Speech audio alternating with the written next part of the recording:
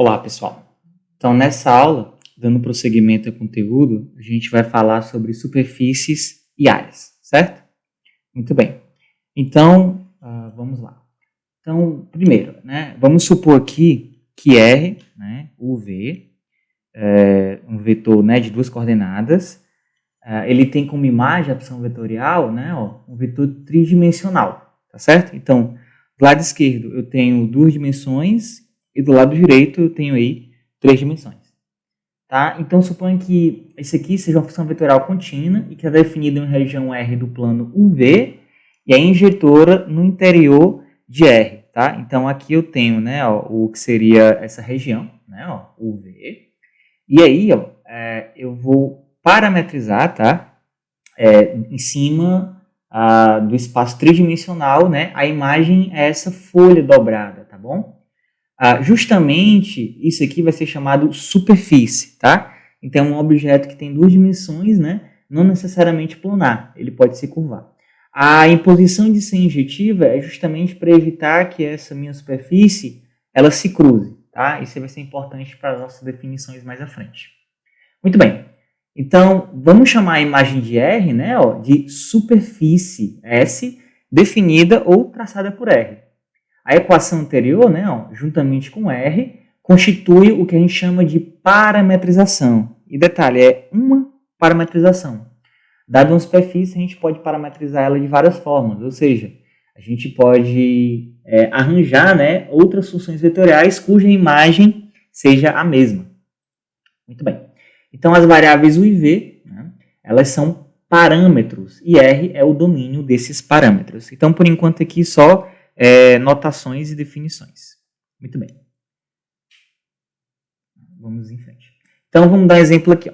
Encontre uma parametrização do cone Z igual a raiz de x ao quadrado mais y ao quadrado.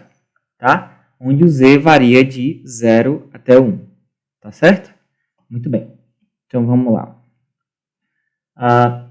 Aqui eu tenho o gráfico dessa superfície, que é um cone, tá? Então, isso lá da geometria analítica, a gente tinha isso aí. Ou analisando, que para cada valor de Z, o que eu tenho são circunferências com raio, Z, o raio variando de 0 até 1. Muito bem. Então, para parametrizar as superfícies dadas, que no caso aqui seria o cone, a gente pode lançar a mão de objetos que a gente já conhece, certo? Muito bem. Então, lá na integral tripla, a gente estudou coordenadas além das coordenadas cartesianas, A gente estudou coordenadas cilíndricas e esféricas, por exemplo. E aqui, eu conseguiria escrever melhor essa região utilizando coordenadas cilíndricas. Então, é exatamente isso que a gente faz. Sabendo que as coordenadas cilíndricas, elas são boas para parametrizar objetos que são rotacionados ao redor do eixo Z, e o cone é um desses exemplos, a gente pode, então, usar esse conhecimento aí. Então, em coordenadas cilíndricas, o x é r cosseno θ, o y é r seno θ, e o z, ele é o próprio z, em coordenadas cilíndricas, Só que na minha superfície, o z é raiz de x2 mais y2. Então, basicamente, a superfície ela faz isso, Ela traz restrições e interações que existem entre as variáveis. Então, eu substituo essa condição imposta. Em coordenadas cilíndricas, raiz de x2 mais y2 é o r, Então, eu estou dizendo que o meu r vai de 0 até 1, por quê? O z ia de 0 até 1. E como o z é o r, então o r vai de 0 até 1. E o θ vai de 0 até 2π, porque eu estou circundando ao eixo z. Tá bom? Perfeito. Então, se eu fizer o u igual ao r e o v igual ao θ, o que eu tenho aqui, então, é a parametrização desse cone. Então, r de uv aplicada em u cosseno v na primeira entrada, u seno v na segunda entrada e somente u na terceira entrada, onde u varia do 0 até 1 e o v varia de 0 até 2π. Então, é aquela ideia que eu peguei um retângulo e ele é jogado dentro do cone. É como se eu tivesse pegado uma folha de papel e enrolado de forma a fazer esse cone aqui. Ok, vamos para outro exemplo. Encontre uma parametrização da esfera x2 mais y2 mais z2 igual a A2. Então, aqui eu tenho a superfície da esfera, né? Ó, x, y, z igual a seno de φ, cosseno de θ, né? A seno de φ, seno de θ e A cosseno de φ. Isso é exatamente, né, a parametrização da esfera em coordenadas esféricas, que é o mais adequado. Tá? Então, vamos usar essas coordenadas esféricas, né? Sabendo que o ponto tipo na esfera, então, tem essas coordenadas, onde o θ, né, ó, vai de 0 até 2π e o φ vai de 0 até π. E a gente vai definir assim, ó. Se a gente definir o U para ser o θ e o V para ser o φ, então a gente tem, ó, exatamente essa parametrização para a esfera, que nada mais é do que as componentes, né, da coordenada esférica. Vamos para outro exemplo. Encontre uma parametrização do cilindro x2 mais y menos 3 ao quadrado igual a 9, onde o z vai do 0 até o 5. Tá? Aqui, então, ó, eu tenho o gráfico desse cilindro aí, né? Ó, x2 mais y menos 3 ao quadrado igual a 9. Tá? Então, em coordenadas cilíndricas, né, um cilindro, um ponto x, y, z, ele é assim, ó, ele é x, r cosseno θ, y, r seno θ e z igual a z. Né? Isso é um fato conhecido já. Então, ó, se eu expandir, ó, eu tinha y menos 3 ao quadrado, né? Isso é o quê? Ó? É o quadrado do primeiro, menos 2 vezes o primeiro vezes o segundo, por isso que fica menos 6y, mais o quadrado do segundo, que é 9. Né? Eu posso, então, aqui, ó, fazer as substituições. Ó, x igual a r cosseno θ, y igual a r seno θ aqui. Ó. Então, me sobra essa equação, né? Que teria duas soluções, né? É a solução r igual a 0, só que daí não me interessa essa solução, né? Porque a minha superfície ela é não degenerada. Então, eu posso dividir aqui por r. Então, essa aqui seria a equação em coordenadas cilíndricas para o meu cilindro, né? É o r igual a 6 seno θ, com θ variando de 0 até 2π. Muito bem. Sendo assim, né? Então, um ponto típico do cilindro ele tem coordenadas assim, né? R cosseno θ, só que meu R, ó, veja só, é 6 seno θ. Então, eu vou substituir isso, ó, 6 seno θ. O y é r seno θ, então 6 seno ao quadrado de θ. Por outro lado, ó, eu posso ainda fazer o seguinte, ó, 2 vezes o seno de θ cosseno de θ é o seno de 2θ, tá? E o z igual a z, né? Não tem restrição no z em coordenadas cilíndricas, não. Então, tomando o u igual a θ e o v igual a z, a gente tem a parametrização, então, para o cilindro. Ó. É 3 seno de 2u na coordenada i, 6 seno ao quadrado de u na coordenada j e v na coordenada k. Né? O meu u varia aqui, ó, de 0 até 2π, tá? Falta só um 2 aqui, até 2π. E o v vai de 0 até 5, né? Ó. Por que de 0 até 5? Porque ele tem a altura 5. Muito bem. Então, algumas vezes, né, para visualizar a superfície parametrizada por uma determinada função vetorial, a gente precisa usar algum software de computação algébrica. Tá? Então, vamos dar um exemplo aqui desse uso. Ó. Traça o gráfico da superfície R de UV igual a 2 mais seno de V, cosseno de U, mais aí 2 mais seno de V, seno de U na coordenada J, mais U mais cosseno de V na coordenada K. Tá? Então, é difícil, né, tentar identificar que superfície é essa. Mas a gente pode utilizar, então, ó, o GeoGebra aqui, né, na sua versão 3D e ver como é o formato dessa superfície. Então, vamos ver aqui. Ó. Basta clicar aqui que uma janela vai ser aberta. Muito bem, pessoal. Então, eu estou aqui no GeoGebra 3D, certo? Justamente para poder ensinar para vocês como é que a gente vai fazer. Lembrando que esse programa é online, tá? Mas também você pode fazer o download se quiser. Então, a gente vai vir aqui na entrada, então escrever a parametrização que a gente quer, né?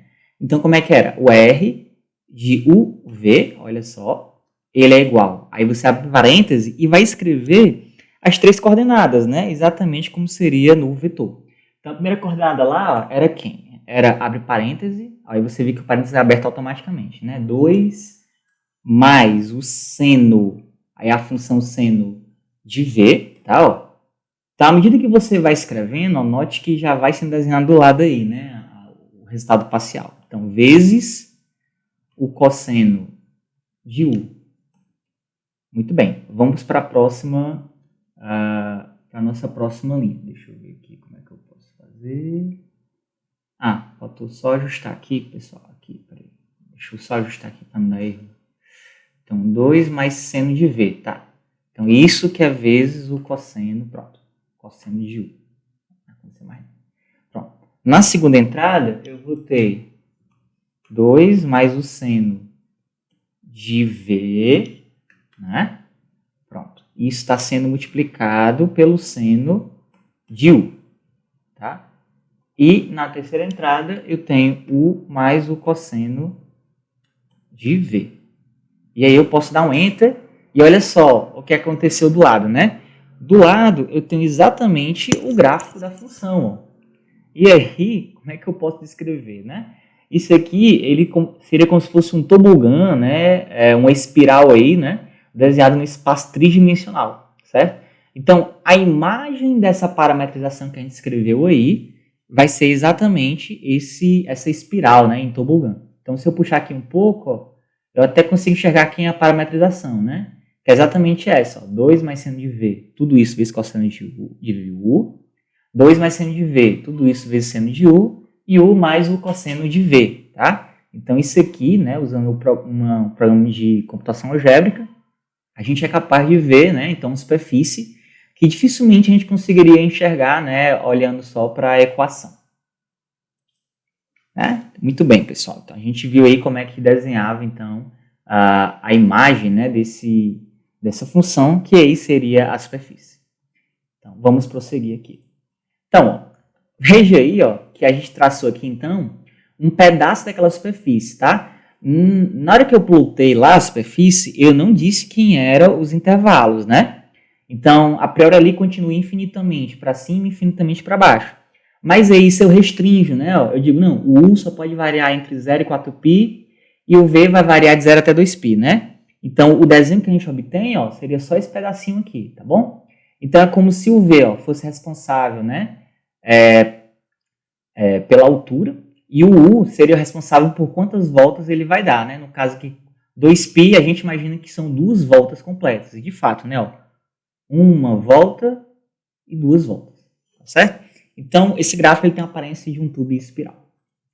Então, mas é possível também, né? Nem sempre a gente vai precisar usar só o sistema de computação algébrica.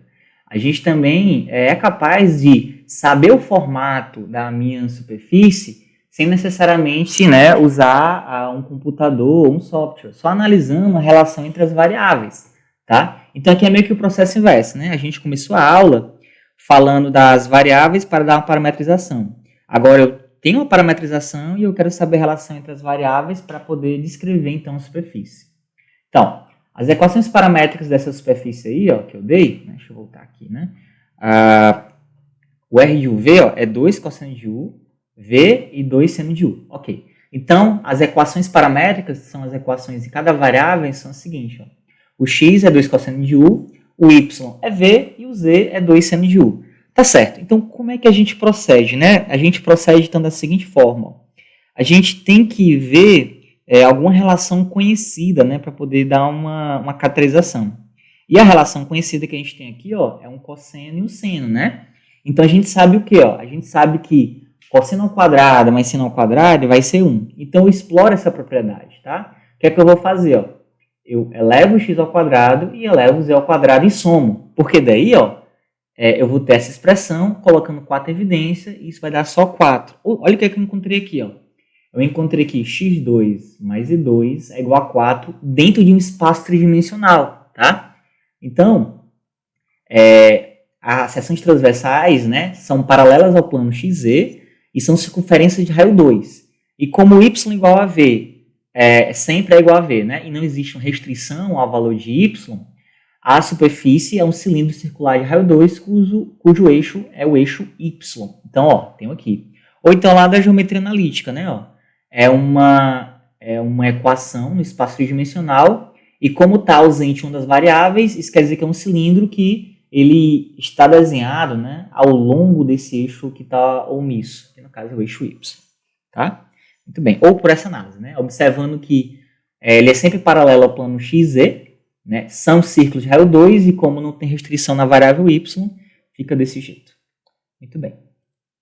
Então, uma observação. Ó. Nesse exemplo anterior, né, os parâmetros x igual a 2 cosseno de u, y igual a v e z igual a 2 seno de u, Caso eles tivessem, né, alguma restrição, por exemplo, se o U fosse de 0 até π sobre 2, 90 graus, né, e o V fosse de 0 até 3, então, ó, claramente, ó, o X seria positivo, o Z seria positivo e o Y estaria entre 0 e 3, tá? Então, o que a gente ia obter, ó, era um quarto de cilindro, né, de comprimento 3, que está ilustrado aqui abaixo, ó, exatamente, né, ó. O responsável pelo ângulo é essa parte aqui, né, então, ó, de 0 até π sobre 2, e o cilindro, ó, do 0 até o 3. Então, esse pedacinho aqui, ó, ele é parametrizado da mesma forma, só que ele é obtido ajustando os parâmetros, tá? Então, uma mesma função vetorial pode parametrizar diversas curvas. A diferença é, se eu mudar o parâmetro, né, então eu mudo aí o formato da minha superfície. Muito bem. Então, vamos lá. Então, parametrização do gráfico de uma função. Tá? Então, determine então uma função vetorial, tá, que represente o paraboloide elíptico, que é o gráfico da função z igual a x2 mais 2y2. Então, se olharmos para x e y, né, como os parâmetros, as equações paramétricas vão ficar assim, ó, x igual a x, né, o y igual a y, e o z igual a x2 mais 2y2. Como são superfícies, eu sempre tenho que ter duas variáveis como parâmetro, né? Então, eu escolhi as variáveis y e x, né, ou x e y.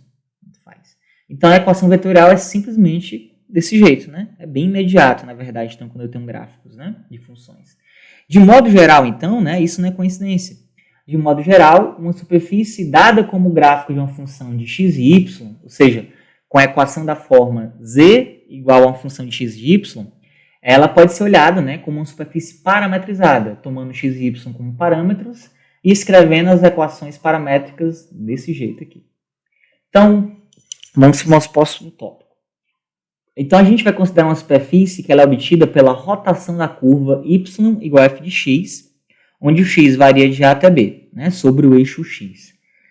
E além disso, né, a minha função ela é maior ou igual que zero. Então, se θ é o ângulo de rotação, né, seja θ o ângulo de rotação, e se x, y, z é um ponto de S, então eu posso parametrizar os pontos com essa equação. Por que isso é verdade? Então, olha aqui, ó. Então, aqui eu teria o que seria uma função, né, y igual a f de x, que foi girada, né, rotacionada ao redor do eixo x. Então, esse pontozinho aqui, ó, utilizando projeções, né, especificamente, ó, a distância, né, do eixo x até o ponto é o f de x, né, que seria o raio do meu círculo. Então, se eu projeto aqui verticalmente, eu tenho um ângulo de 90 graus aqui, né? Então eu posso aplicar relações de seno e cosseno, né? Então esse lado aqui, ó, seria o lado responsável pelo seno, né? Ó, quem que seria o seno de θ? Seria exatamente z sobre f de x. Então o z, f de x, vezes seno de θ.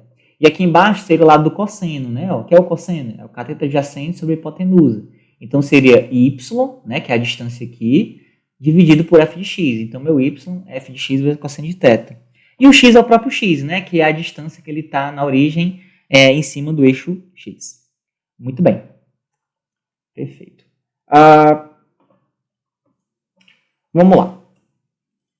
Então, exemplo 7. Ó. Encontre as equações paramétricas para a superfície gerada pela rotação da curva y igual a 3 mais seno de x, onde o x varia de menos 5 até 5 sobre o eixo x. Então, perceba, ó, o seno ele é no máximo 1, e daí o y dá 4, né? E no mínimo menos 1. Ou seja, o y, o menor valor que ele pode assumir é 3 menos 1, ou seja, 2. Ou seja, essa função ela é não negativa, né? Então faz sentido aí eu girar ela em torno do eixo x, né? Para poder obter uma superfície. Então vamos ver como é que isso acontece de forma dinâmica. Ok, pessoal. Então o que eu tenho aqui, ó, seria, então, o gráfico da minha função, né? A função seno de x mais 3, né? O 3 mais seno de x, no intervalo considerado lá, né? Para a minha questão. Então, o que é que eu quero fazer? Ó? Aqui seria esse vermelho aqui é o eixo x, né? O verde é o eixo y e o azul é o eixo z. Então, o que eu vou fazer é girar essa superfície ao redor do eixo x, ó, de modo que é que vai acontecendo. À medida que eu vou girando, ó, eu obtenho, então, ó, esse desenho. Tá? Então, essa superfície aqui que foi gerada, ó, é justamente a superfície que é a rotação, né, da curva 3 mais seno de x ao redor do eixo z. Né? Então, eu posso desfazer aqui, ó, a curva, né, ó, e girando de novo, ó, eu obtenho justamente a superfície solicitada. Então, muito bem, pessoal. Uma vez que a gente então entendeu como é que é a rotação, né, ó, então a gente tem de forma imediata, né, é basicamente multiplicar função por cosseno e seno, né. Então, a gente tem aqui, respectivamente, né, as equações, né, conforme o que a gente viu anteriormente, né. Se eventualmente a gente troca cosseno por seno, não tem problema, tá? Isso aí continua sendo uma rotação. A diferença é ser no sentido horário ou no sentido anti-horário, tá bom? Nosso próximo tópico, né, uma vez que a gente conhece essas superfícies, né, a gente vai atrás de conseguir calcular a área superficial, né, de acordo com o domínio dos parâmetros dessa superfície. Então, como é que a gente faz, né? Seja R, né, que é uma parametrização, né, F, G e H, né, nas 3 coordenadas, uma parametrização para a superfície S. As derivadas parciais, né, dessa parametrização são dadas assim, ó. Se eu quiser derivar parcialmente a parametrização em relação a U, né, eu posso denotar assim ou assim, tá? Tem essas duas notações. Isso nada mais é do que derivar cada coordenada vetorial, né, do vetor, no caso. Assim como a gente fazia para curvas, a gente estendeu aqui, né, para parametrizações. Então, eu posso derivar em U e posso derivar na variável V. Muito bem. Então, atente para a seguinte definição. Ó. Uma superfície parametrizada ela é suave, né, se R em relação a U e R derivada em relação a V forem contínuas, e além disso, que o produto vetorial nunca é nulo no interior do domínio dos parâmetros, tá? Traçando aqui uma analogia com curvas, né? Uma curva era dita suave se a sua derivada, né, a norma da sua derivada nunca é zero. Quer dizer, ela não apresenta bicos, por exemplo, né, na definição. Do mesmo jeito aqui, né? A gente tem uma superfície suave, no sentido mesmo de liso, por assim dizer, né? A minha superfície ela não vai ter vincos, dobras, né? E sempre vai ser assim, bem... um objeto que caminha por cima dela, né, não vai sentir mudanças bruscas no seu movimento. Então, a gente vai atrás de deduzir, então, essa fórmula. Então, vamos compreender, né, na verdade. Considere, então, um retângulozinho AUV, tá? Que ele é formado lá no domínio usando uma variaçãozinha de um ponto, né? Eu peguei um ponto aqui, ó, o ponto 0, V0, tá? E daí eu variei um pouquinho o 0 e variei um pouquinho o V0, né? Nos eixos U e V, respectivamente. Muito bem. Então, a minha parametrização, né? Então, aqui eu teria a superfície. Então, esse quadradozinho pequenininho, tá? Ele é mapeado em cima da superfície no outro quadradozinho, que possivelmente, né? Ele pode estar um pouquinho dobrado, né? Acompanhando aí a curvatura ou a dobra, né? Da própria superfície. Então, esse quadradozinho que eu denoto por delta sigma UV, tá? Delta sigma UV, eu vou chamar elemento de área curvo, tá? Entre aspas aí, tá? Porque não tem tanto rigor nessa parte. Então, a figura ao lado aí, ó, então ela mostra uma visão aumentada desse elemento de área curvo, tá? Então, o que eu fiz aqui foi dar um zoom nesse quadradozinho aqui, ó. Pronto. Então, ó, veja aí que o vetor R de U derivado em relação ao U, né? E a derivada em relação a V, né, eles são tangentes sobre C1 e C2. Né? Esse C1 e C2 são curvas que são obtidas da parametrização, né, se você fixa o V constante ou o U constante. Né? Claro, né, se eu tenho uma função vetorial, né, de duas variáveis, isso deixa uma constante, ele se torna uma equação vetorial de uma variável, e isso descreve uma curva dentro do espaço. Então, o produto vetorial R de UV, tá, ele é normal à superfície em P0, né? O P0 aqui é exatamente a imagem de U0 V0. Então, é por isso que a gente tem necessidade de supor que essa também é uma superfície suave, né?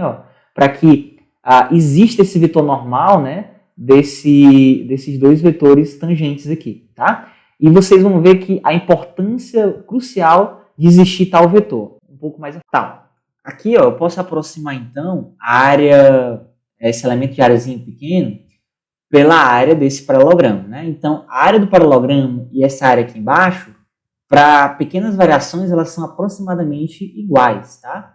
Então, os lados desse paralelogramo é exatamente o lado do vetor que que é paralelo ao vetor RV, né? Então eu faço um escalonamento de ΔV, e o outro lado é paralelo ao vetor R derivado em relação a U. Eu faço um escalonamento com ΔU. O fato que segue esse lado da geometria analítica é o seguinte, ó, dado dois vetores, eles definem um paralelogramo no espaço. E qual é a área desse paralelogramo? É a norma do produto vetorial, tá? Uma vez que ΔU e ΔV são escalares, eu posso removê-los, né? E são escalares positivos. Eu posso removê-los de dentro da norma do produto vetorial. E o que sobra aqui, então, ó, é o produto vetorial de RU com RV. Então, é crucial que isso aqui fosse diferente de zero para essa área também, né, existir ser diferente de zero. Então, como é que... então, na prática, né, como é que eu calculo a área, né, superficial? Então, ó, eu vou lá na região R e faço diversas divisõezinhas em retângulos, que são partições, né? Então, e cada retângulozinho desse, ó, é meio que eu vou fatiando, né, a minha superfície. E eu sei calcular, ó, a área para cada quadradinho desse, né? Então, qual é a forma natural de calcular a área? É somar, né, cada pedaço. Eu sei que um quadradinho desse, ó, a área dele, pelo que a gente viu há pouco tempo, é a norma de RU vetorial RV, né? ΔU, ΔV. Então, naturalmente, a gente soma todos esses quadrados, né? Um somatóriozinho aqui, né? Esse N denota exatamente a quantidade de quadrados, né, que eu estou somando aí na minha partição, tá certo? Então, quanto maior o valor de N, mais subdividido fica a minha região e, consequentemente, mais próximo da área real da superfície esse somatório fica. Então, de fato, a gente faz um processo de limite aí, tá? E, assim, tem que ser mais rigoroso aqui na demonstração, mas uma ideia aqui que a gente tem é que, à medida que o N vai para o infinito, quer dizer, à medida que o número de subdivisões aumenta, esse somatório aqui, ó, ele vai se aproximando da integral dupla, né, inteirada nessa região retangular. Tá? Então, aqui a ordem também pode ser trocada. E o que está representado do lado esquerdo é a área da superfície, né? Então, o que tem do lado direito também é. Tá certo? Então, a gente pode, então, formalizar isso. Ó. A área da superfície suave, com essa parametrização, né? O A entre U entre A e B e o V entre C e D é exatamente a integral dupla sobre a região R, tá? Que a região R é dada por esses parâmetros aqui, da norma de RU vetorial RV. Ou, né, em modos práticos, seria essa integral dupla aqui. Uma observação é que a gente pode escrever essa mesma fórmula, né, essa notação, que é a diferencial de área de superfície para uma superfície parametrizada. Eu vou chamar de ds justamente esse pedacinho aqui, ó, que é a norma de RU vetorial RV, DU, DV. E, desse modo, né, a área, então, ó, vai se escrever só assim, ó, a integral dupla sobre a região S, ds. Né? Então, isso aqui é como se eu dissesse assim, ó, isso aqui é a diferencial da área de superfície, e daí, integrando sobre toda a superfície, isso representa justamente a minha área, de forma lógica, né, fazendo analogia aí do que a gente tinha lá para curvas também, integrais simples. E na próxima aula, esse elemento aqui vai ter uma participação especial também. Por isso que a gente precisa definir ele aqui. Então, vamos para exemplos. Encontre a área da superfície do cone dado por z igual a raiz de x2 mais y2, onde o z varia entre 0 até 1. Então, esse foi o primeiro exemplo da nossa aula, né? Que a gente já sabe como parametrizar, é desse jeito aqui. E agora a gente vai calcular a área. Então, para isso, ó, eu preciso calcular, ó, a derivada do R em relação a U, a derivada do R em relação a V, fazer o produto vetorial, né, que no caso vai ser essa expressão, e depois calcular a norma do produto vetorial. Então, o que eu obtenho é exatamente raiz de 2U. Tá? Depois você pode pausar e ver, ou na nota de aula, melhor essa conta aqui. Então, sabendo disso, ó, a área do cone, então, vai ser o seguinte, ó, essa norma aqui, né, DU, DV. Aí aqui dentro, ó, é a variação do DU, né? E aqui fora a variação da variável V. Então, isso aqui eu sei que é raiz de 2U. Então, integrando em relação a U, né, de 0 até 1, é raiz de 2 sobre 2. Integrando em relação a V, de 0 até 2π, essa expressão que daí dá π raiz de 2. Então, a área desse cone é π raiz de 2. Tá certo? Muito bem. Vamos para outro exemplo aqui, um pouco mais elaborado. Seja S a superfície de uma bola de futebol americano, que ele é formado da seguinte forma. Eu vou girar a curva x igual a cosseno de z, y igual a 0, onde o z varia de menos π sobre 2 até π sobre 2. Então, vou gerar essa curva ao redor do eixo z. Então, ó, a curva seria só esse pedacinhozinho azul aqui, ó. Então, quando eu giro ela, eu formo essa superfície, né? Que é pontuda até nas pontas, né? Mas aproxima ao que seria a bola de futebol americano. Então, encontre uma parametrização para S e calcule a área da superfície. Mas olha só, pessoal. Eu já sei que minha superfície ela é gerada girando uma curva ao redor de um eixo, né? Então, o que eu fiz lá anteriormente para parametrizar uma superfície de uma função de y, né?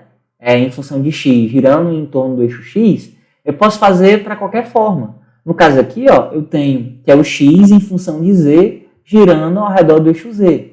Assim, ó, eu posso então fazer a mesma coisa.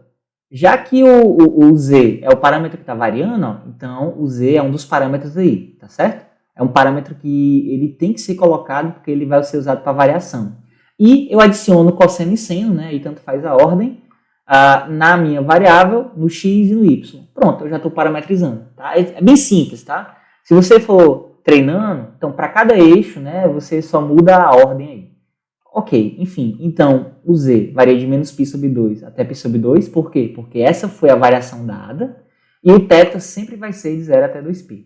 Então aqui, ó, para normalizar, né, deixar tudo padronizar no caso, eu vou chamar o u de z e o v de θ. Mas se eu quiser chamar o u de θ e o v de z, tanto, vai dar a mesma coisa? Dá a mesma coisa. O fato é que você tem que atentar aqui a variação, ó. Se eu chamei o u de z e o z varia entre menos π sobre 2 até π sobre 2, então o u vai de menos π sobre 2 até π sobre 2. Se eu chamei o v de θ, né, e o θ varia entre 0 e 2π, o v vai variar de 0 até 2π. Então o que eu tenho aqui, ó, é uma parametrização para a minha superfície, né, ó, onde o x é cosseno de u, seno de v, a entrada do y é cosseno de u, seno de v, e a entrada do z é só o u, tá certo? Então pronto, eu já obtive a parametrização, né, da minha superfície aí. O segundo passo agora é calcular a área. Então, derivando em relação a u, em relação a v, eu tenho essas expressões, que, calculando o produto vetorial, ó, me dá esse vetor, que por fim, tomando sua norma, fica simplesmente, né, depois simplificar um pouco, cosseno de u, raiz de 1 mais seno ao quadrado de u.